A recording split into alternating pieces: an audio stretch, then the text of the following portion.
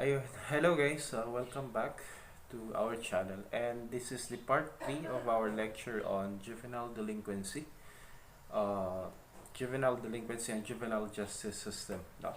So we have uploaded already the part 1 and 2 of this subject, no? And here is the continuation for that topic. So for today, I have prepared you several topics. Now we have at least 4 topics here that we are going to be discussing for this session. No, we have here. Let's talk about the juvenile delinquency in these modern times. Yeah, it's very important to talk about that too right now. No, then we have also the two competing worldviews in terms of the how they view the existence or the occurrence of juvenile delinquency, and we have also the individual views of delinquency, then the sociological views of delinquency. So, no, I think this is very short, but again, no, we need to discuss them briefly so that you will be guided on what are the topics that you should familiarize yourself with doon sa inyong module. Okay? So, without further ado, let's jump right to in our discussion. So today we're going to talk about juvenile delinquency in modern times. Basically, it's not. It's supposed to be a part of the second part of our lecture, but I forgot to discuss this on the last video I uploaded. Yung issues natin with regards to this. I think it's very important that we should talk also about the current situation that we have right now in terms of juvenile delinquency and how, most likely, how modernization had affected the occurrence of juvenile delinquency. So we have here the issues on industrialization and urbanization. So, well, I think this is a good progress. It's a good progress that we will be able to move into more industrialized society and more urbanized society. However, now this had provided more issues also, no, more how do you call this? More reason for the issues on juvenile delinquency to exist, no? Kasi nga, because of industrialization and urbanization, people are moving into the cities, no? They move into the cities, and because of that, no, together with them, they bring their family, no? And with that, syempre hindi yun yung environment na nakasanayan usually ng mga kabataan, ng mga bata, no? So nagkakaroon tayo ng culture shock, no? Uh, Nagkakaroon tayo ng several issues on how the children will deal with that. And plus, no, if we're going to consider what's the purpose kung bakit lumilipat yung mga parents, yung family into the cities, or usually for job opportunities, which means that in this type of society there is really a need for continuous working, in order to survive, no? Kasi for example, kung mayaman ka naman dati, why would you need to leave your place to go in the city and find better opportunities? It's either you go to the cities because you don't have you are lacking of financial resources. That's why you want to take advantage of the development that is going on, no? You wanted to you wanted to take advantage of the opportunities being provided by industrialization and urbanization, which means, no, that usually yung mga bata ay naiiwan sa loob ng kanilang pamamahay kasi nga syempre magtratrabaho yung kanilang parents. So that will now go to the issues on parenting, no, which because of industrialization and urbanization nagiging mabilisan kumbaga yung workflow, no? Tumataas yung demand on the hours that you need to spend in your job working, no, in order for you to gain more, no, in order for you to profit more in those jobs, no? So usually naiiwan na mag-isa yung bata dito without supervision. Most likely they are tempted, no? Hindi naman siguro lahat napupunta doon, pero kumbaga is napupunta yung usual time that they should spend with their parents to Either they spent it with some other friends, they spent it in social media and things like that. So without proper guidance, no, without proper guidance from the parents because of their absence, justifiable because they're working, no, but this really this really affects, no, the issues on parenting, no, and which is very important kasi nga without the proper guidance of the parents during this early age, no, mahihirapang mag-develop ng good behavior ang isang bata, no, and most likely what is being developed is yung mga delinquent behavior. So yeah, it's a good progress, no, kasi parents are given opportunity to work, no, and could probably provide better, no, sustenance in terms of finances sa kanilang mga anak. Pero yung flip side nito, no, yung negative side nito is that kinukulang na yung mga parent ng oras na maibibigay sa kanilang mga anak, no, at medyo nagiging apparent na ito sa kanilang behavior. And I think this is again a family issue, which of course the parent could make a remedy for this, no, or if the government could provide some program that could address this problem, then it would be much better. And that is in relation also with regards to the issues on migration, di ba? When we talk about migration, lilipat na ngayon yung mga bata sa kanilang usual place, no, kasama ng kanilang parents because they are seeking for more better job opportunities. And with that, no, halimbawa ikaw bata ka, no, lilipat ka ng pamamay, so you need to establish again, building up circle of friends and so on. So medyo mahirap yun kasi nga you don't know the different cultural background of the people, no, residing within your new place, no. As for me, I have experienced that, no. So we migrated not necessarily in other country but in other parts of our country, no. For me, for example, no, I'm here from Luzon, then later on I think that during my elementary days, no, we migrated to Mindanao, no, so there is something like a culture shock, no, onto that place, no. So nung nandun ako, syempre I cannot speak their dialect, no. It's hard for me to communicate with them. It's hard for me to really establish a good friendship with them. So I kept myself shut, no. I mean, I isolated myself on that manner. Okay, so yun nga. Then few years had passed. I was able to learn their language. I was able to communicate effectively with them, no, with the Bisaya dialect, no. Then we moved back again here in Luzon. So with this, no, what I noticed on my behavior is that nagkaroon ako ng tinatawag nating how do you call this? Introverted personality. So it's not necessarily that I developed criminal behavior or delinquent behavior because of that activities that had happened during my early years, no, but definitely it affected my behavior and how I socialize, no. Iba na yung pakikitungo ko. I mean, I'm more on introverted, no, because of such thing na kailangan ko mag-adjust sa mga nakakasalamuha ko, kailangan ko mag-adjust sa culture nila. Then when I learned already their culture, I need to move back again and there is another adjustment. So most of my childhood days were spent adjusting into the new environment, no, which is not necessarily a good thing because that could, you know, affect your behavior in the long run, no? So how much more for those individuals, no, na kung saan is instead that they're just suffering from those minor adjustment but rather they develop something like delinquent behavior, no?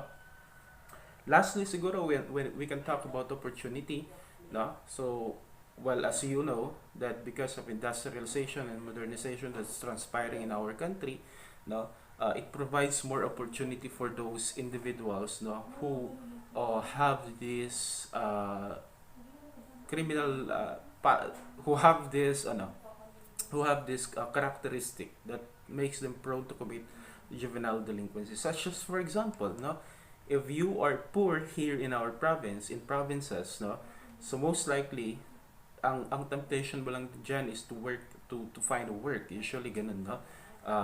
But if you are poor in urban areas, no, sa mga urban areas, So there are a lot of activities that really uh, could influence you, no, or to give you like for example ito, uh, kung mahirap ka dito sa probinsya, siguro kailangan mo lang maghanap ng trabaho, no, pero kung mahirap ka doon, mahirap maghanap din ng trabaho, no, and there are a lot of opportunities, as for example, you could be influenced to commit theft, no, you could be influenced to consume prohibited drugs, no, pwede kang mabarkada and so on.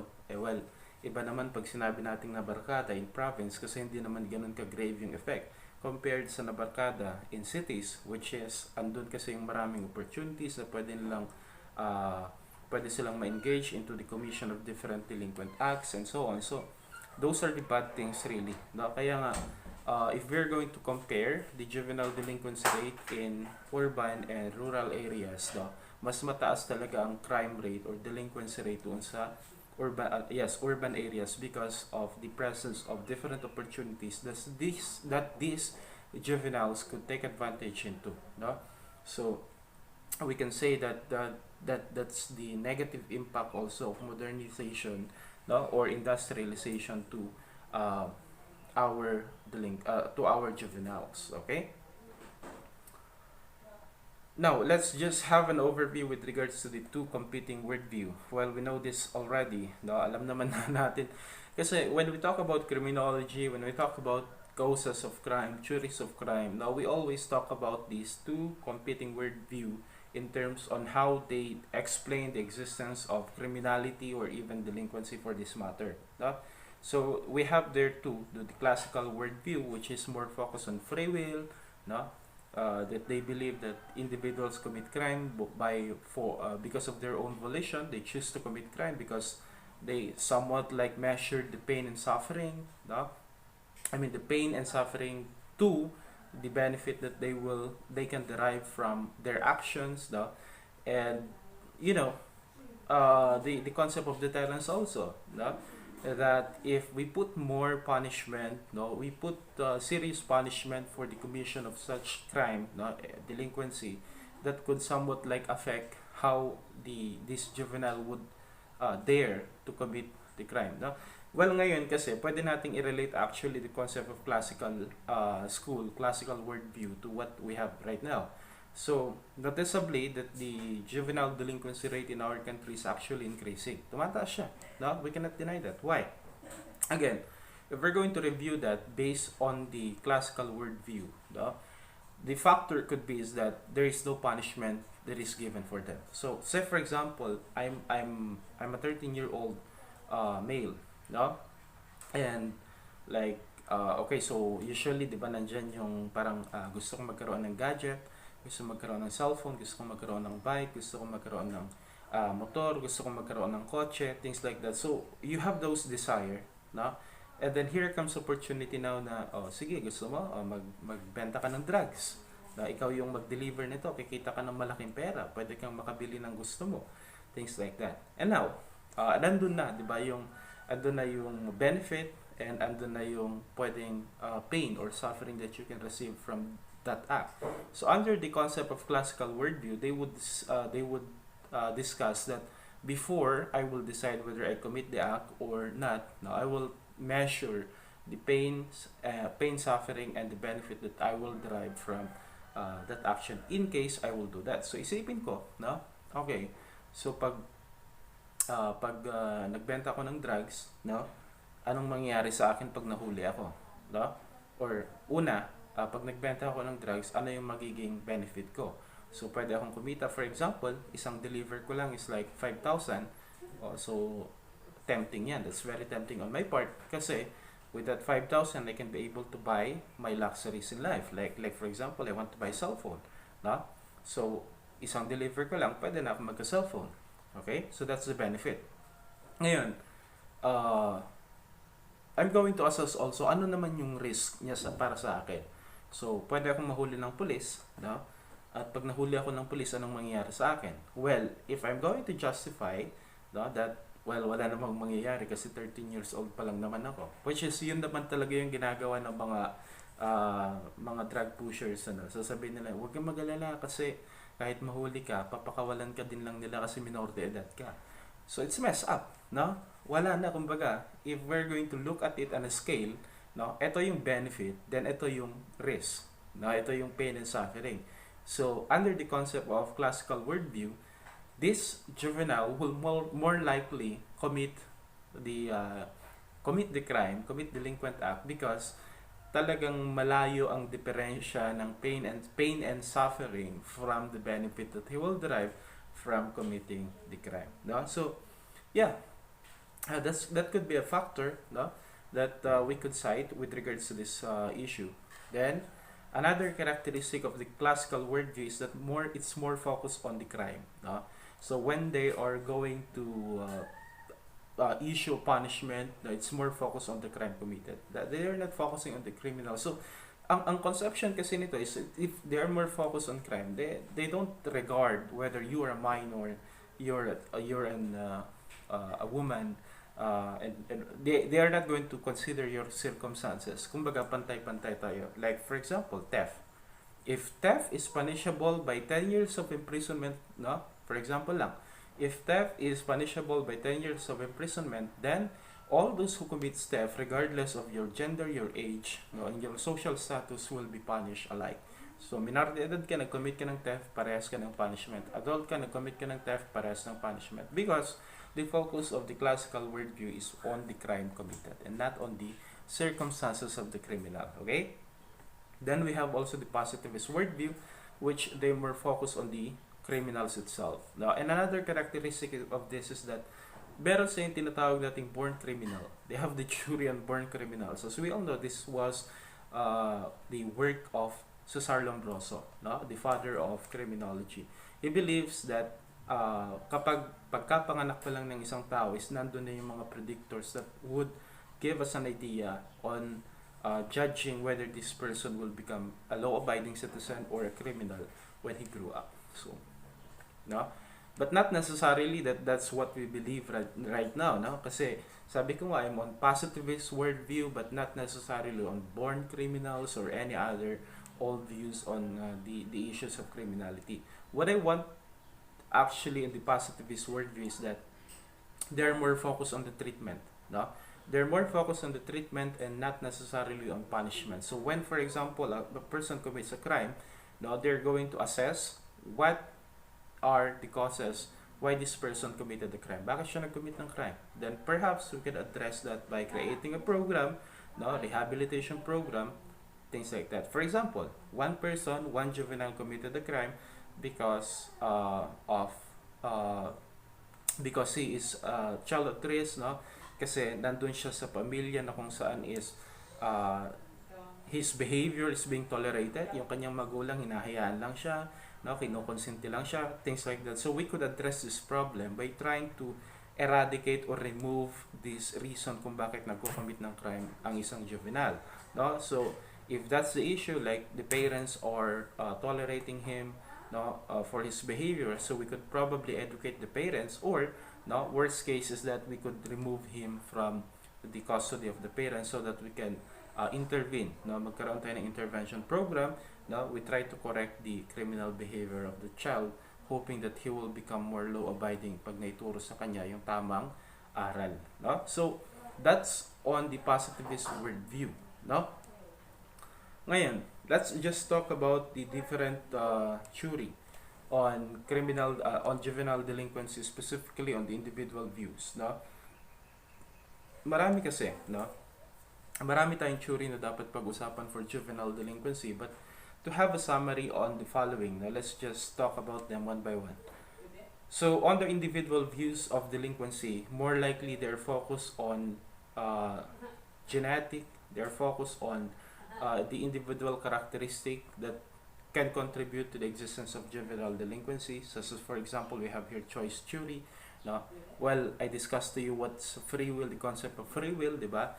That a juvenile usually commit crime based on assessing the benefit and the risk that he will receive from committing the crime. So he believes, no, they believe under the choice theory that person who commits crime had calculated the possibilities of his action, the consequences and possibilities of his action, and he chose to commit crime among other considerations. So doon sa example natin kanina, no, while it's very tempting that to earn 5,000 in just like in just an hour of in just an hour, no, and there is no risk kasi nga hindi naman siya makukulong pag nahuli siya kasi minor de edad siya, then he would likely to commit crime. That's what the choice jury is pointing out, that ang isang individual o ang isang juvenile commits crime based on his free will, no? Based on the concept of free will, no?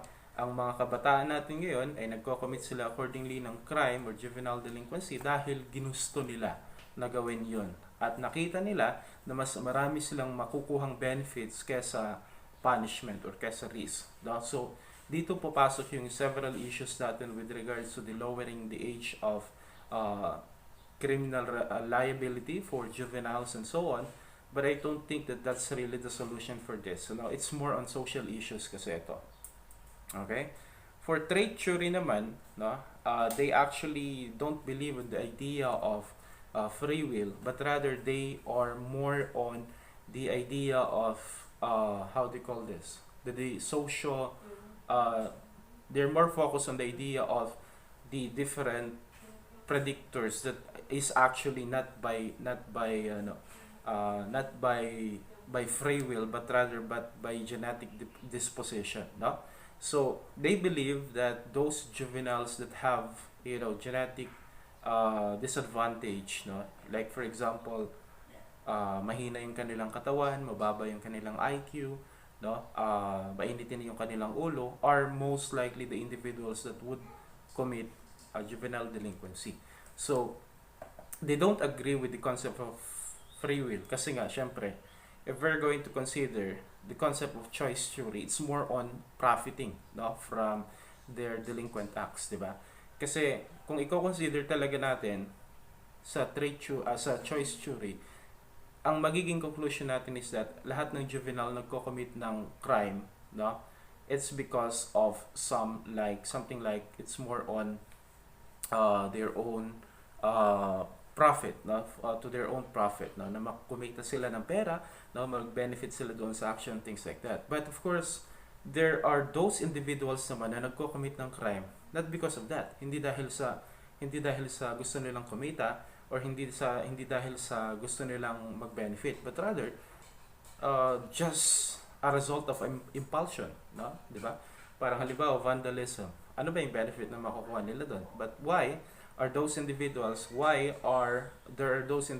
that really do this action na wala naman silang clear benefit na makukuha? Like for example, ang isang bata na nambabato ng sasakyan, no, naninira ng gamit, ano ba yung benefit sa kanya? No? This is more like, according to trait theory, genetic predisposition. Meron talaga siyang inherent bad behavior that causes him to do this action, and it has nothing to do with free will according to them. So more on genetic, no? Then we also have biological theory, no? So for it's not actually biological theory. I would like to correct that. It's more on biosocial theory. Why? Because they're correlating the inherent capability of one person to be more exposed into criminal tendencies in relation to their sociological disadvantage. So for example, no, mahina na yung IQ ko. Mahina na nga yung IQ ko, then I'm even living in a place where wala namang, how they call this, wala namang social support na binibigay sa mga katulad kong mahina ang IQ. Despite, no, mahina ang IQ mo, mabubuli ka pa, things like that. So nag-combine yung genetic predisposition ko plus my social disadvantage being maybe I'm living in extreme poverty in extreme poverty places, no, a society, nag-combine pa siya, then most likely that would create juvenile delinquent, no? So meron kang genetic disadvantage, no? You add pa yung social disadvantage mo being a person living in a family that's suffering from extreme poverty, merong educational meron ding educational disadvantage, no? So those are the things that combines together which would produce juvenile delinquency according to biological theory, no? So psychological, more likely on behavior, no? Siyempre hindi naman kasi lahat ng mga taong nakatira sa mga ganito area would likely commit juvenile delinquency, but rather there's something to do with psychological. And psychological are more focused on the life experiences of an individual in relation to the development of his behavior, di ba?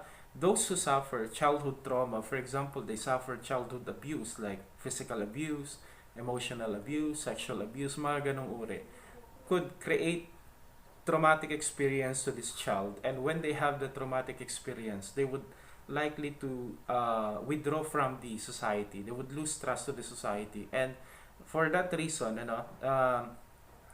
they can go on a separate way. No? I mean, pwede silang mag-develop ng subculture, pwede silang mag-engage into membership through a gang where, di ba, you are being neglected, you're being abused inside your family. So the likelihood is that you are going to try to find a family that suits your definition of being a family. Maghahanap ka kumbaga ng karamay, no? Dadamay sa sitwasyon mo, and most likely, no, nahahanap nila yan by their membership to their gangs, no, by close ties to their peers and so on. And of course, no, minsan, no, the very ito yung pinaka worst na pwedeng mangyari is that because he is being abused, no, inside his family, he withdraw from that family and engage into some self-destructive behavior such as drinking liquor, consuming drugs, no, engaging into vices and things like that. Pag nandun na kasi, well, we know na the tendency or the likelihood is that he will also turn into delinquent behavior, no, most likely without clear support, no, of either financial or emotional from the family. These are yung mga vices na natutunan niya, ay hindi niya may pagpapatuloy yun kung walang support ng wala siyang financial resources, at doon na pwedeng pumasok yung mga delinquent acts such as theft, no, yung mga pagnanakaw and other delinquent acts. Okay, so yun guys, no, we were interrupted while back. Yeah, we stopped on the individual views of delinquency. No, now let us just finish our discussion with regards dito sa sociological views of delinquency. No, so basically madali lang naman yung konsepto ng sociological views kasi they're looking at the sociological causes of juvenile delinquency. So we have 4 theories there. No, we have the social structure theory, no, which more likely focuses about the social disorganization, na kapag naniniwala sila that if there are some problem with regards to the different social structure and they fail to provide the service that are expected to them, no, then that could somewhat cause or contribute to the existence of juvenile delinquency. Anyway, we're talking, pag sinabi kasi nating social structures, no, we are talking about church, we're talking about family, we're talking about the existing government, we're talking about the schools, no, and all the social institution.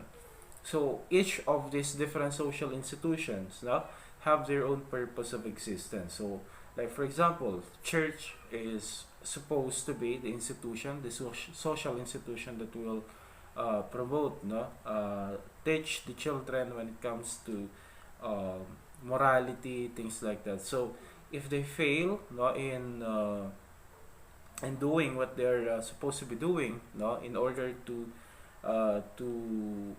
result, no, to impact the juvenile in a way that it would be beneficial to the society, then doon tayo nagkakaroon ng issue. So upon that, no, upon discussing that, syempre tignan natin kung saan nga ba usually merong mataas na juvenile delinquency rate, no? According to social structure theory, mapapansin natin na karamihan ng juvenile delinquency ay nakukomit doon sa mga areas where, no, either one of these different social institution or all of them are not functional, no? Meron siyang disorganization or deterioration of the different social institution. Okay? We also have the social process theory, no?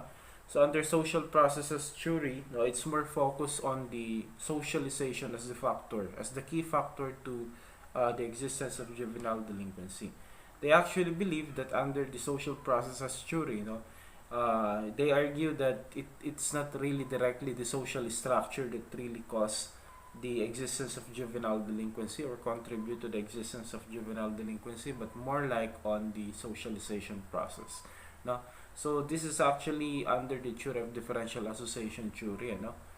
So ang pinupunto ng social process theory is that not all individual living in a disorganized environment or society, or have that tendency to become a criminal or to become a juvenile, but rather the key factors that we should be looking at, sabi ng social process theory, is that the socialization between individuals, between one juvenile to other groups of juvenile that most likely could probably have criminal record or so. No?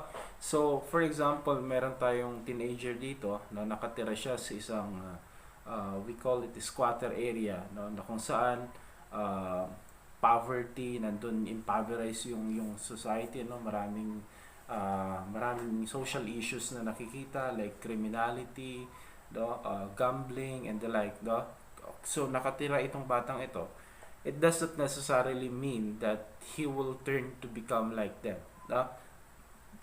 Ang pinaka key factor dito na tinitignan ng social process theory is when there will be the process of socialization. Kapag itong batang ito starts to socialize with these different people, different group of people, doon siya makaka-pick up ng mga tinatawag nating delinquent behavior. So even if one child, one juvenile is living in a place where it's socially disorganized, so long as he avoid socializing with them, he avoid exposing himself directly to these different groups or to these different individuals, so he could avoid still becoming or being influenced by them to commit delinquent acts. So that's the notion of the social process theory. It's more on socialization or social interaction.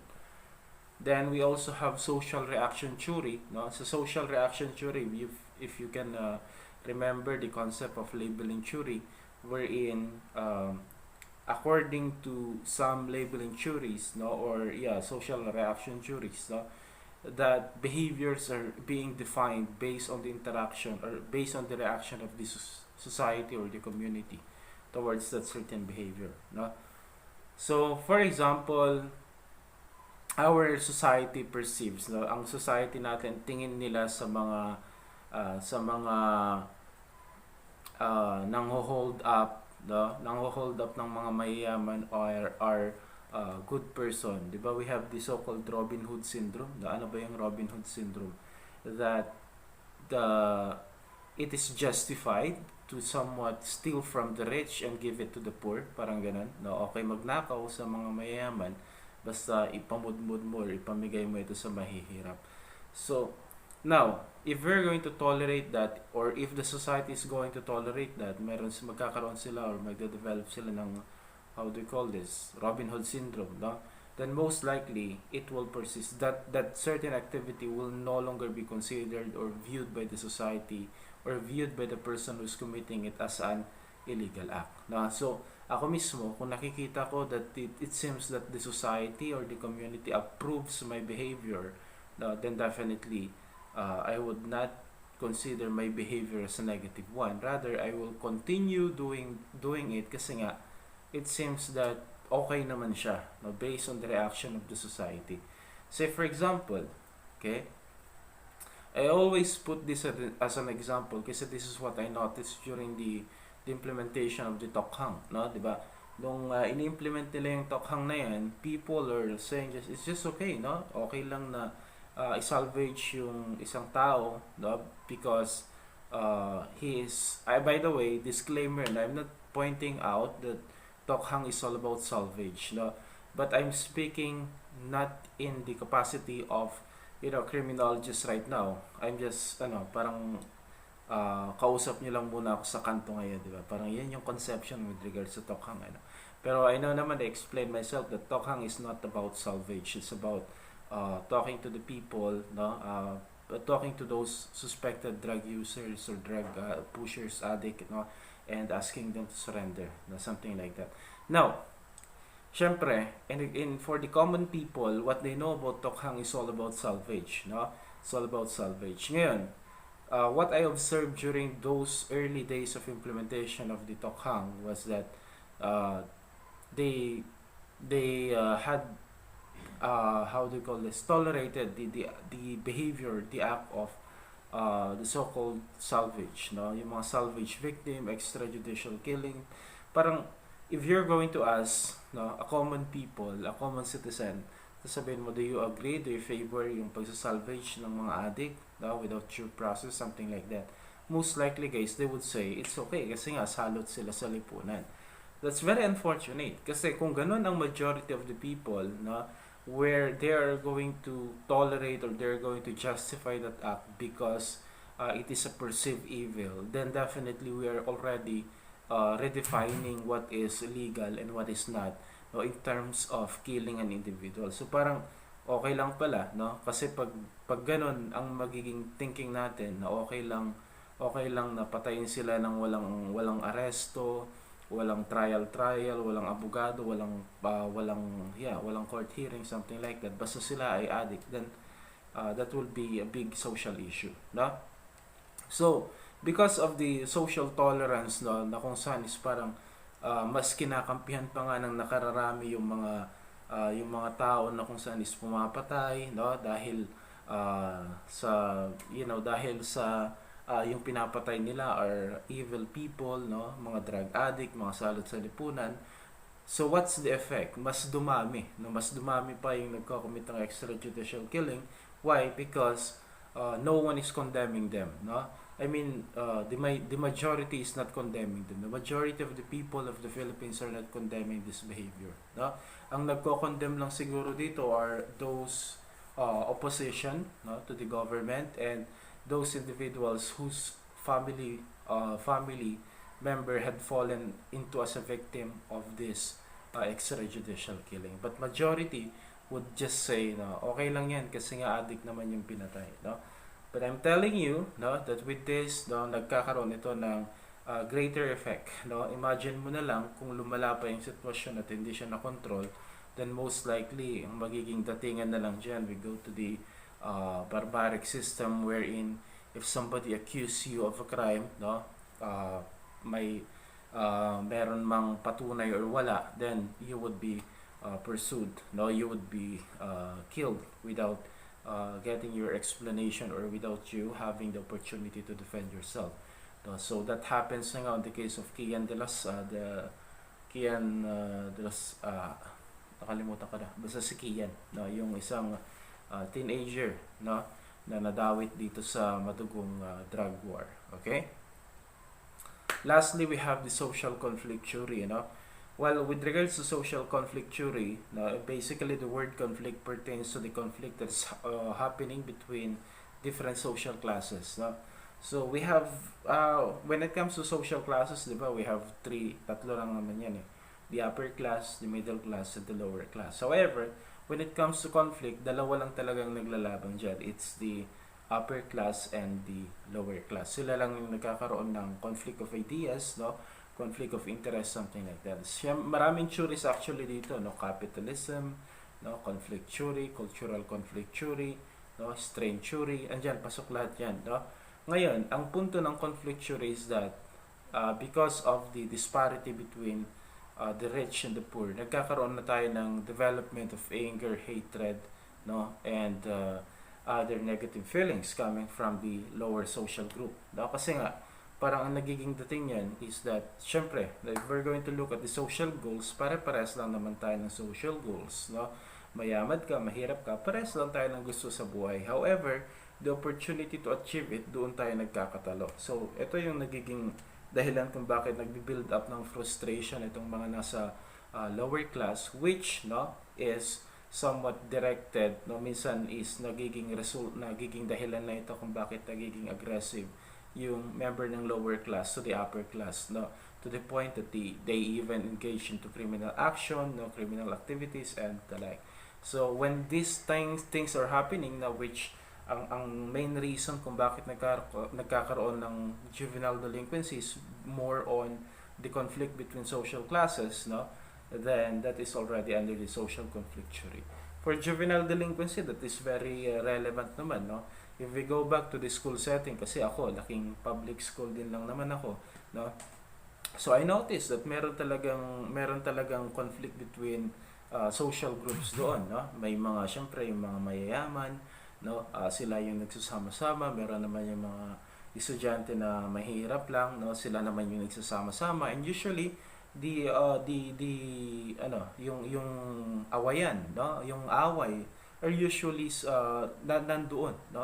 Na kung saan si lower social group would bully, no? Would physically abuse yung mga nandun sa upper class, kasi nga either that is out of frustration, nayayabangan sila, naiinggit sila, no?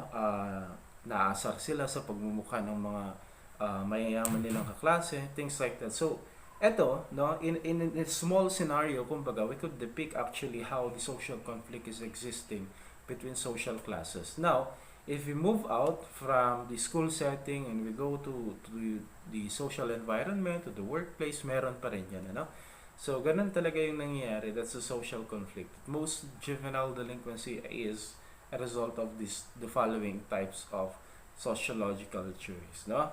So, we have social structure, we have social process, social reaction, and social conflict theory. Anyway, we need to have more on discussion on the following theories. I know masyadong mabilis yung naging oras natin in discussing this, but if you find this interesting, no, you may ask question with regards to the theories that we have discussed, no, both individualized theories or the biological and sociological, no. Pwede kayong magtanong just in case you wanted to clarify more onto this topic, okay?